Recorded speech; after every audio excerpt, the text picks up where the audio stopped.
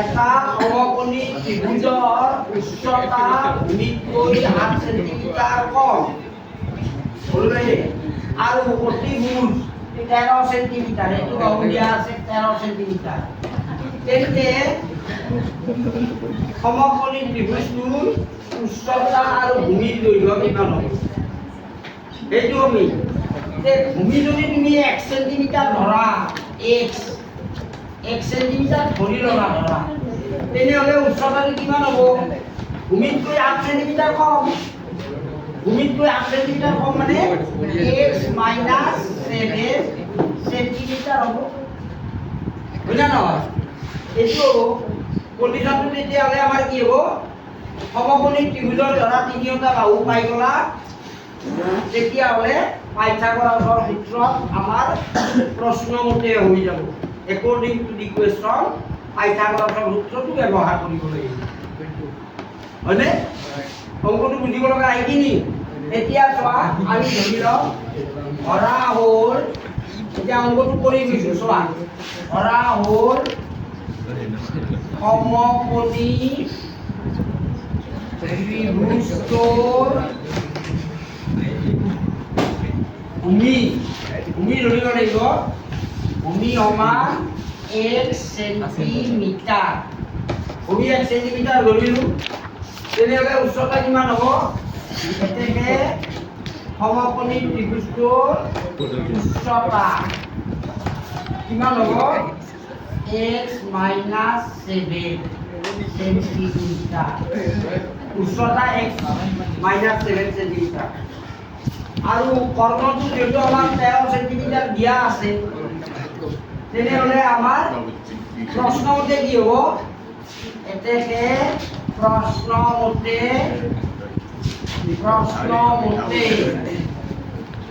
পাইথাগোৰাছৰ সূত্ৰটো মনত পেলোৱা। এই ৰবা, পাইথাগোৰাছৰ সূত্ৰটো কি আছিল? আছেনে মনত? আবাৰ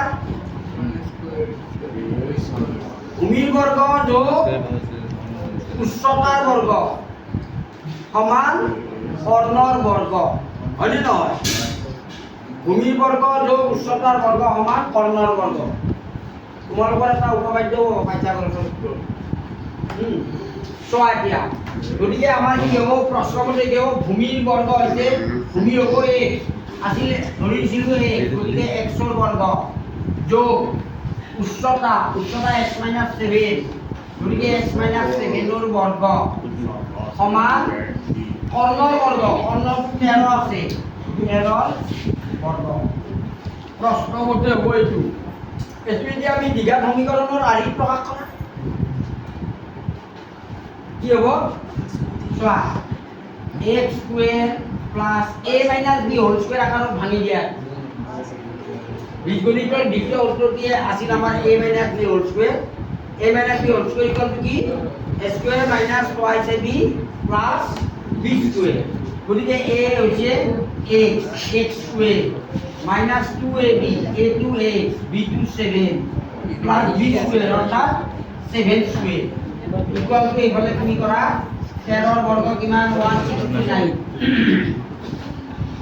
চোৱা এইফালে x স্কুৱেৰ দুটা 2x square minus 2 7 14 14x plus 7 50 169 টো সমান চিহ্ন লিখিলে এটা মাইনাছ 169 ইকুৱেল টু 0।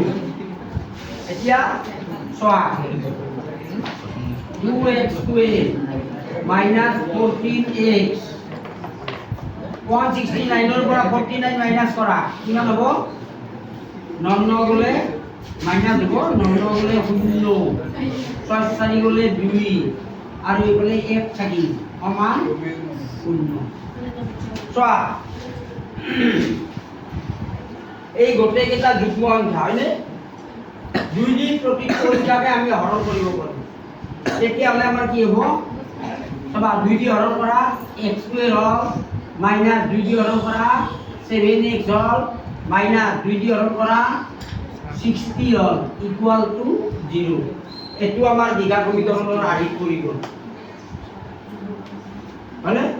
এতিয়া ইয়াক উৎপাদকীকৰণ পদ্ধতিত সমাধান কৰা এক্সৰ মান দুটা উলিওৱা যিটো মান গ্ৰহণযোগ্য তাক ভূমি বুলি ধৰিব লাগিব হয়নে নহয় তো এতিয়া এইটো আমাৰ কি হ'ব উৎপাদক বিশ্লেষণ কৰিলে চাবা x2 ৰ হক 1 একো নাই মানে 1 আছে আৰু 60 পূৰণ কৰা পূৰণ ফল 60 আৰু 60 ৰ আগত বিয়োগ চিহ্ন আছে গতিকে বিয়োগ ফল 7 হ'ব লাগিব তেনেকুৱা সংখ্যা কি হ'ব 12 5 গুণ 60 12 ৰ পৰা 5 গ'ল 7 নহয় গতিকে আমাৰ সংখ্যাটা হ'ব 6 x স্কয়াৰ মাইনাস 7 ৰ ঠাইত আমি লিখিম 12 বিয়োগ 5 x মাইনাস 60 ইকুয়াল টু 0 এতিয়া কি হ'ব x স্কয়ার মাইনাস 12 আৰু x পূৰণ 12x মাইনাস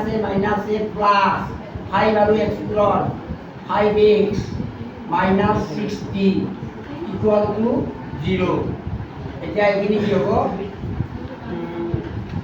এইখিনিৰ পৰা কমন লোৱা x এটা কমন লোৱা x মাইনাস 12 ইয়াত প্লাস 5 কমন লোৱা ইয়াত হ'ব x মাইনাস 12 ইকুয়াল টু 0 এইখিনি হ'ল এইখিনিৰ পৰা আমি এইফালে কৰি দিওঁ চোৱা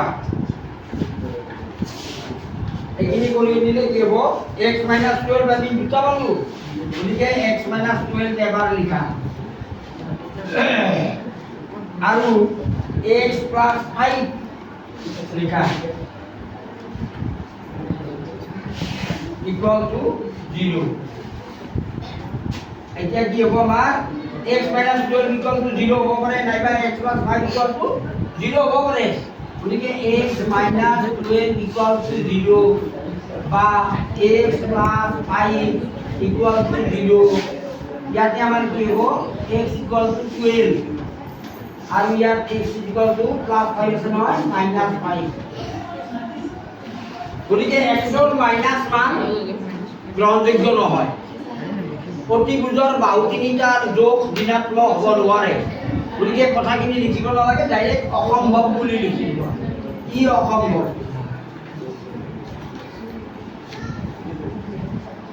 তাৰ মানে x ৰ মান 12 x ৰ মান 12 মানে আমি কি বলু ত্ৰিভুজটোৰ ভূমি 12 সেন্টিমিটাৰ ভূমি হ'ল তোমাৰ 12 সেন্টিমিটাৰ এই উন্নতি কি হব উচ্চতা 7 সেন্টিমিটাৰ কম গতিকে 12 ৰ পৰা 7 মাইনাস কৰা অৰ্থাৎ 5 সেন্টিমিটাৰ 5 সেন্টিমিটাৰ এটো 12 সেন্টিমিটাৰ আৰু এটো 5 সেন্টিমিটাৰ